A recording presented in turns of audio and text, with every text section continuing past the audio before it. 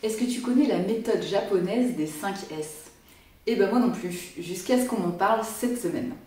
Et du coup, je me suis dit que ça pourrait sûrement t'intéresser. C'est une méthode utilisée à la base dans les usines japonaises pour remettre de l'ordre. Mais je me suis dit qu'en l'adaptant un petit peu, ça pourrait sûrement te servir pour ta reconversion ou pour ton bien-être au travail plus simplement. Donc aujourd'hui, dans cette vidéo, je vais te montrer comment l'appliquer à ta vie pro et plus particulièrement quand tu es en mode job alimentaire, plus fatigue, plus besoin d'équilibre. Parce qu'on est d'accord, t'as plus d'énergie à perdre avec ce qui t'encombre. Et surtout, je vais te donner des exemples concrets à chaque étape, des trucs que j'ai moi-même testés et qui ont plutôt pas mal marché. Allez, c'est parti. Alors par avance, excuse-moi si tu parles couramment japonais, ce n'est pas mon cas, donc je vais peut-être écorcher les prononciations, mais j'espère que tu ne m'en voudras pas.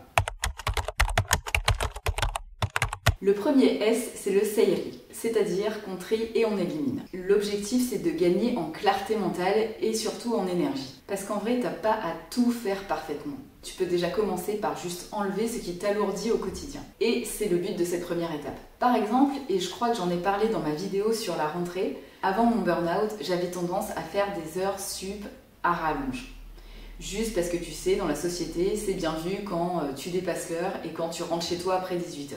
Bon, on est d'accord, c'est du bullshit, mais bon, des fois, toi-même, tu sais, on a l'impression que c'est la seule manière de bien s'intégrer en société, rentrer dans les petites cases. Donc du coup, je restais tard au boulot, alors qu'en fait, tout ce que j'avais envie de faire, c'était de rentrer chez moi et de me caler sous la couette. Mais au final, plus le temps passait à faire ça, et plus j'étais crevée, plus je manquais d'énergie, et plus mon job me dégoûtait, forcément. Et tout ça, ça me faisait perdre du temps, d'abord, et de l'énergie. Parce que oui, il faut bien te mettre dans la tête que c'est pas parce que tu vas faire des heures sup que tu vas être forcément bien vu. Et si c'est le cas, il faut peut-être se poser des questions sur la bienveillance de l'entreprise. Enfin ça, je te laisse juger toi-même. Du coup, la petite astuce que j'ai mis en place, c'est de commencer par faire une liste des choses que je faisais ou pour faire bien, ou parce que je pensais que ça allait m'emmener plus de reconnaissance, plus de... Et en tout cas que ça allait me valider par rapport au regard des autres. Ou simplement ce que je faisais par habitude aussi, parce que ça peut vite devenir des habitudes. De se plier à ce que les autres attendent de nous, à ne pas poser de limites, etc. Du coup, je me suis vraiment posé la question et je me suis demandé, est-ce que ça me nourrit ou est-ce que ça m'épuise? Et clairement, les heures sup à rester devant mon ordi, à rien faire particulièrement, juste à attendre que ce soit le bon moment pour partir en même temps que les collègues, franchement, ça m'épuisait. Donc, hop, on coche et on arrête. Et aujourd'hui, je suis plutôt fière de moi parce que j'arrive assez bien à respecter ces horaires dans mon job alimentaire et je suis plutôt contente du coup parce que ça me laisse plein de temps à côté pour faire des activités qui me font plaisir, qui me font du bien, dont tourner cette vidéo par exemple. Alors je te pose la question aujourd'hui, toi, quelles sont les choses que tu te forces à faire ou que tu fais par habitude mais qui ne t'apportent vraiment pas grand chose de positif?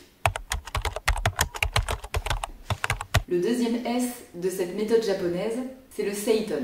C'est-à-dire, on organise. Parce qu'au final, je sais pas si t'es quelqu'un d'organisé, mais c'est vrai que pour moi, l'ordre, en fait, c'est pas vraiment quelque chose de rigide. Ça me sert avant tout à créer de l'espace et vraiment à respirer et à me sentir mieux au quotidien. Je vais te donner un exemple.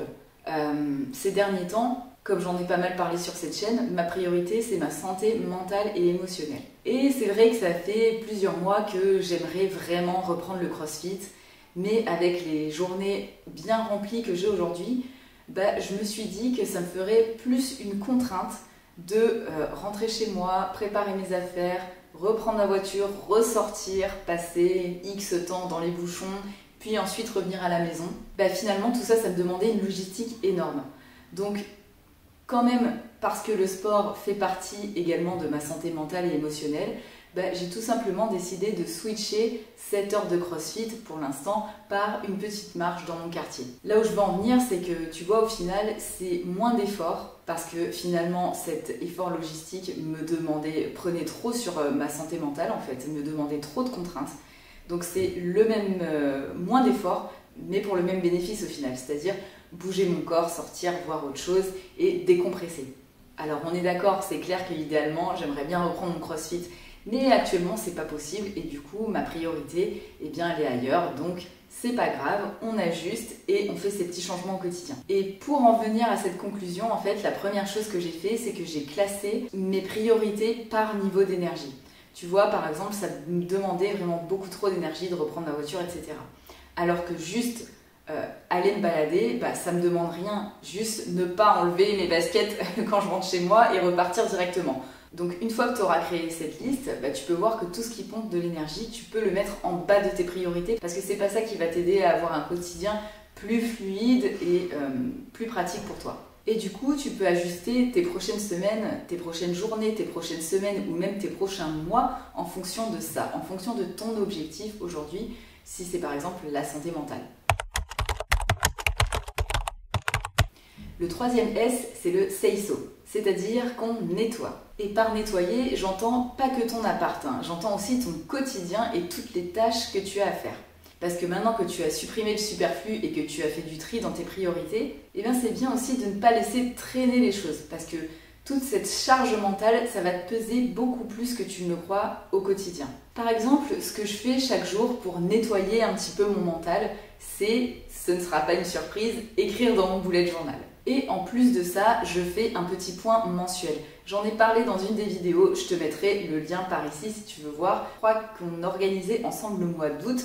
Donc si ça peut t'inspirer, n'hésite pas à aller regarder cette vidéo. Mais écrire tous les jours, en fait, ça me permet de faire le point à la fin du mois sur les choses qui se sont notamment accumulées dans mon agenda, dans ma tête et aussi par rapport à mes émotions. Et une fois que je sais ça, c'est plus facile de lâcher prise et de me délester de tout ça, de me délester par exemple de petites habitudes qui ont pesé mon quotidien pour en trouver des nouvelles. Exemple avec le CrossFit. Donc aujourd'hui, ce que je te propose de faire, c'est, comme la fin de mois arrive bientôt, c'est de prendre 30 minutes à la fin du mois et faire le petit point de tout ce qui s'est passé. Alors évidemment, c'est beaucoup plus facile si tu prends le temps de noter 5 minutes par jour toutes les choses qui te passent par la tête. Ou de faire un petit tracking de tes habitudes, etc. etc. J'en ai aussi fait une autre vidéo, si ça t'intéresse, mais celle-ci n'est pas en ligne, je crois. Donc si ça t'intéresse, n'hésite pas à me le dire et je te montrerai comment je m'organise dans mon bullet journal. Sinon, tu peux aussi utiliser l'exercice de la roue de la vie. Ça, par contre, j'en ai fait une vidéo, je te mets le lien juste ici, que tu peux regarder pour voir un petit peu où tu te situes par rapport aux différents domaines de ta vie. Il y a différentes manières de s'organiser, ça c'est toi qui vois, mais en tout cas, je t'en mets un exemple. Sens-toi libre de t'en inspirer. Et puis si tout ça c'est encore trop lourd à gérer pour toi, ce que je peux comprendre, tu peux aussi faire simplement une liste de ce qui va bien pour continuer à le faire, de ce qui te pèse pour arrêter ou pour le modifier pour faire en sorte que ça ne te pèse plus. Et la troisième chose, c'est aussi peut-être des choses que tu veux tout simplement abandonner et ne pas continuer. Et c'est ok aussi parce que des fois on se met des objectifs tellement hauts et au final on se rend compte que c'est pas vraiment des choses qui vont dans notre sens. Donc c'est ok de se remettre en question et de se dire non, ce truc là au final ça me sert pas vraiment, donc j'arrête tout simplement et je passe à autre chose. Je fais du tri, je fais de la place pour quelque chose qui va me servir vraiment. Le quatrième S, c'est le seiketsu. On va venir créer du cadre. Et oui, voilà, tu me vois venir avec mes petites routines comme d'habitude. Je ne vais pas te redire mes routines puisque j'en ai parlé sur mon blog et sur différentes vidéos dont je mettrai le lien ici si tu veux t'inspirer. Mais c'est vrai que pour moi, les routines, c'est pas la routine de 4 h du matin que tu vas trouver sur Instagram et qui dure 3 plombes. C'est vraiment celle qui va te faire du bien. Parce que j'avoue, moi aussi, je suis tombée dans le piège de me lever à 4 h du matin pour faire 1 heure de yoga, faire mes ablutions, me préparer un petit déjeuner healthy et ensuite partir au boulot. Bon, au final, ça, c'est typiquement le genre de routine qui te crève avant même ta journée. À moins que tu sois vraiment du matin, et si ça te convient, tant mieux, mais c'est vrai que pour moi, ça n'a pas été le cas. Et c'est vrai que les routines, pour moi, ça m'aide vraiment à sortir la tête du guidon et surtout à pas replonger dans la surcharge mentale. Parce que l'objectif de la routine aussi, c'est que tu fasses les choses et que ça devienne une habitude. Et quand les choses sont une habitude, t'y penses plus et du coup, hop, ça sort de ton esprit, tu le fais automatiquement. Donc, pourquoi ne pas mettre à profit ce fonctionnement de notre cerveau? D'habitude, il nous embête, mais là, pour une fois, on peut s'en servir à notre avantage, donc autant en profiter. Donc, ce que je te propose de faire pour la semaine qui vient, c'est de te choisir une petite routine du matin ou du soir, simple, sans prise de tête, qui soit tenable et nourrissante.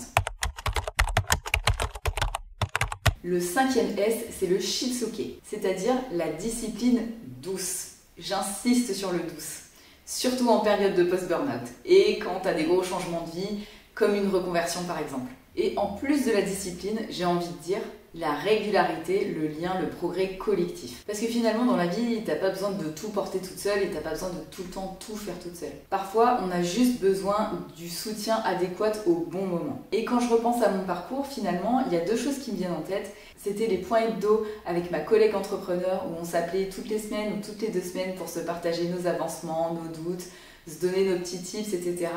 C'est de trouver aussi quelqu'un qui est complémentaire avec toi. Moi, je sais que j'étais plutôt à l'aise sur tout ce qui était outils informatiques et marketing. Et ma collègue, elle était plutôt à l'aise avec tout ce qui était, on va dire, humain et avait plus d'expérience dans le métier de coach à ce moment-là. Donc c'est vrai qu'elle me donnait beaucoup de conseils. Je pense aussi à mes points hebdo avec la personne qui m'a suivi pour lancer mon entreprise. Et c'est vrai que du coup, c'était un vrai soutien moral d'avoir cette personne qui comprenait les épreuves par lesquelles je passais et qui avait toujours les bons mots pour réussir à me rassurer, à me rebooster. Et en fait, des fois, t'as pas besoin de savoir que t'as tout réglé, t'as juste besoin de savoir que t'as avancé et ça suffit, c'est ok. Mais revenons à la discipline, parce que c'est vrai que parfois, quand t'es tout seul dans ton coin, t'as un peu de mal, on peut avoir un peu de mal à se donner des objectifs, à avancer, surtout quand il y a la fatigue, le mauvais temps, etc., etc. Mais le fait d'avoir quelqu'un à qui se confier, peut-être avec qui se donner des objectifs communs, ça motive à garder cette discipline et à avancer ensemble. Alors je te propose de choisir une personne ressource dans ton entourage que tu connais peut-être ou que tu ne connais pas. Moi, ma collègue de blog, je ne la connaissais pas du tout à la base et c'est devenu une bonne amie. Donc tu vois, on peut aussi faire des bonnes rencontres sur le web. Et tu vas fixer un rendez-vous régulier, même juste 15 minutes, 30 minutes avec cette personne. Le but, c'est vraiment de créer une bulle de régularité et de soutien. Je sais que parfois, quand on se reconvertit, c'est souvent dur de trouver des personnes qui comprennent et qui peuvent et qui sont vraiment empathiques avec la situation dans laquelle on est.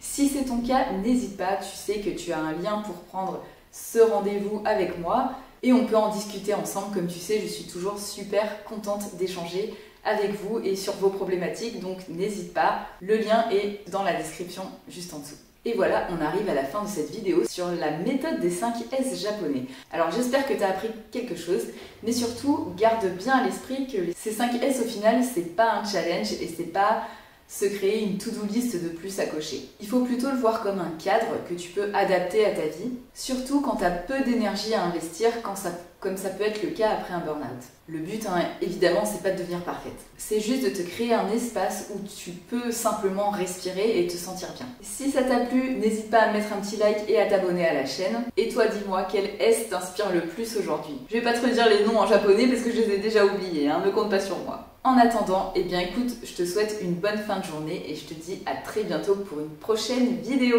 Ciao!